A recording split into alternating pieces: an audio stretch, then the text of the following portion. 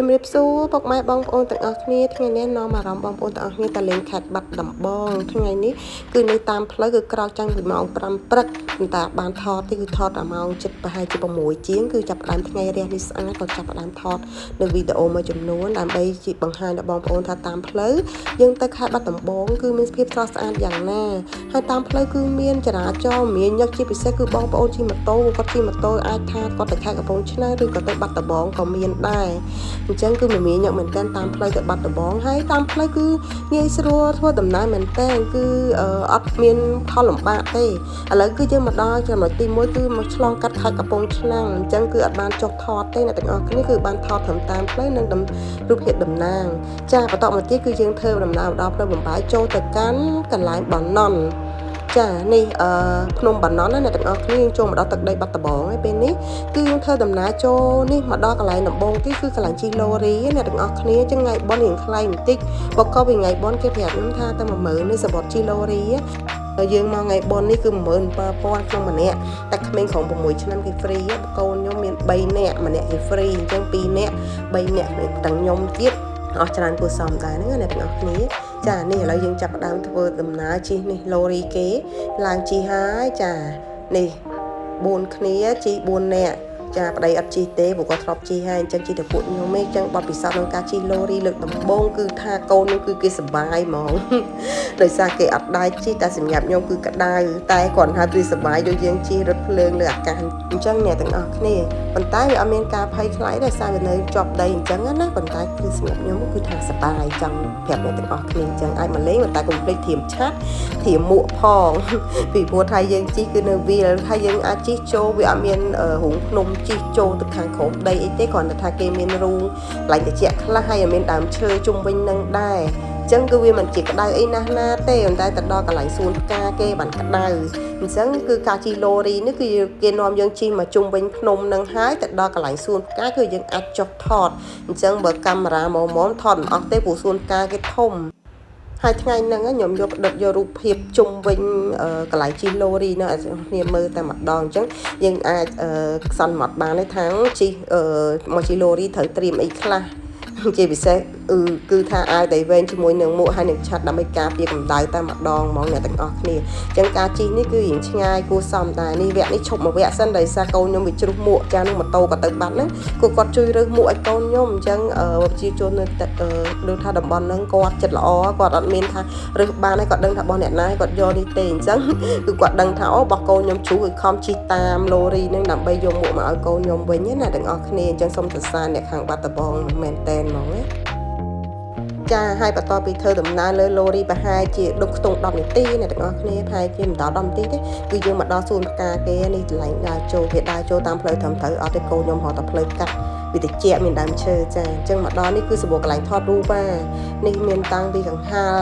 លនេះកង្ហាលខ្យល់នេះគាត់ត្រូវខ្យល់ទៅគឺបក់នេះខ្ញុំមកពីព្រឹកខ្ទង់ប្រហែលជាខ្ទង់ម៉ោង9កន្លះ10ហើយមកចិត្ត10ហ្នឹងគឺ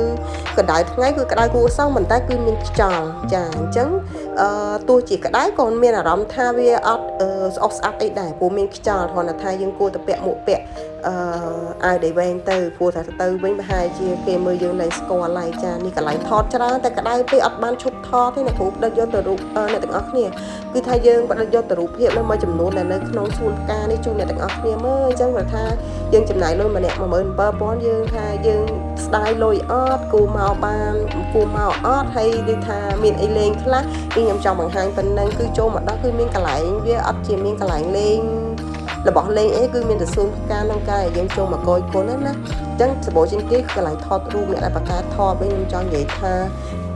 កាមេរ៉ាគឺថាថតដល់ហ្វូលហ្មងចាគេមានសួនផ្កាឈប់រត់តែកូនខ្ញុំអត់ហ៊ានដើរខ្លាចដើរទៅដល់មានតកៅមានអីព្រោះធម្មតាតែគេដាំផ្កាគឺមានតកៅមានអីកន្លែងផ្កាហ្នឹងឯងខ្លាចឃ្មុំជាពិសេសឃ្មុំតែម្ដង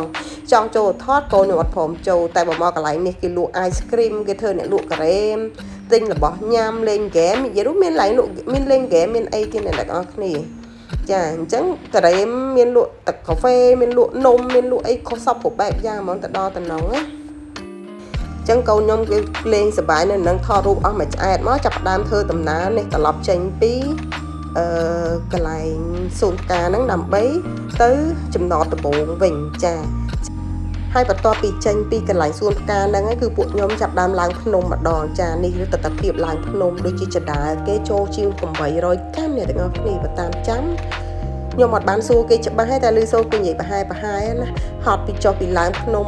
បាណន់ហើយនេះចុះមកវិញទឹកអំពៅមួយកែ2000នេះអ្នកទាំងគ្នានិយាយពីផ្អែមដល់បេះដូងហ្មងផ្អែមត្រជាក់ដល់បេះដូងឆ្ងាញ់ចាបន្ទាប់ពីហ្នឹងមកនេះទស្សនវិជ្ជាខ្ញុំត្រូវជិះទៅភ្នំសំពៅពេលល្ងាចណាអញ្ចឹងនៅបាត់ដំបងគឺសម្បូរកន្លែងលេងច្រើនណាស់ទាំងអស់មានឯកភ្នំមានបាភ្នំច្រើនតែខ្ញុំអត់បានទៅលេងពីកន្លែងទៀតទេដោយសារពួកខ្ញុំត្រូវចេញមាន plan ដើរលេងច្រើនអញ្ចឹងចេញទៅត្រឹមតែភ្នំបាណន់ហើយភ្នំសំពៅទេតែមើលបជាវអញ្ចឹងនេះរូងភ្នំខ្លងទ្វារចូលទៅភ្នំសំពៅចាគេឆ្លាមានរូបព្រះឆ្លាក់នៅលើតាមភ្នំស្អាតអ្នកទាំងអស់គ្នាហើយតិចចូលមកដល់ហ្នឹង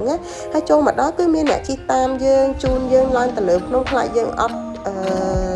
ស្គាល់ផ្លូវឡើងទៅលើភ្នំហ្នឹងណាហើយឡានខ្ញុំឃើញព្រោះគេឡើងបានដែរតែខ្ញុំមិនដឹងថាគេឲ្យឡើងអត់ទេបើមែនទេណាព្រោះបើអ្នកពីចម្ងាយខ្ញុំជឿថាគាត់មិនហ៊ានឡើងនេះតាមផ្លូវឡើងទៅលើភ្នំសំពៅអ្នកទាំងអស់ផ្លូវយើងថតចឹងឃើញដូចរៀបទេតាមបើអស់រៀបឯអ្នកទាំងអស់គ្នាគឺចោតខ្លាំងដែរគួរសមអញ្ចឹងខ្ញុំជឿថា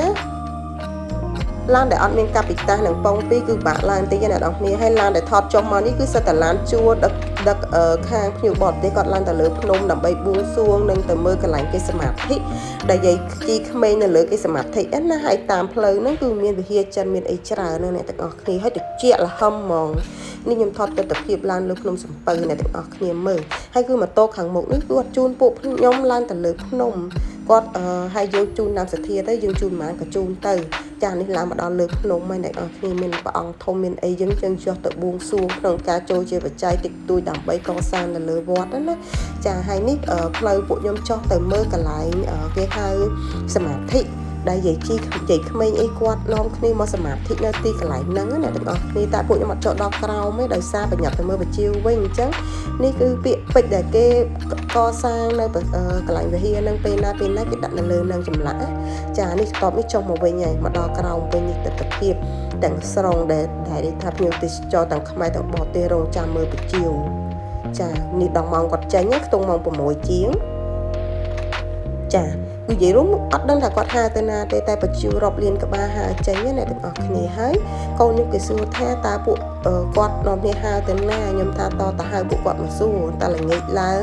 គាត់នាំគ្នាហៅទៅណាមិនបានហៅទៅច្រើនមិននិយាយរួមគឺដល់មុននឹងគាត់ចេញគឺលឺសូរសំឡេងស្រែកហើយនឹងស្រែករបស់ពួកគាត់ស្រែកតគ្នាណាដូចរបៀបគាត់ហៅណាត់គ្នាចេញអញ្ចឹងចានេះចេញទៅគឺចេញជារង្វង់ជាបន្ទាត់ជាខ្សែចេញមកស្អាតមកអ្នកទាំងអស់គ្នាមើលទៅ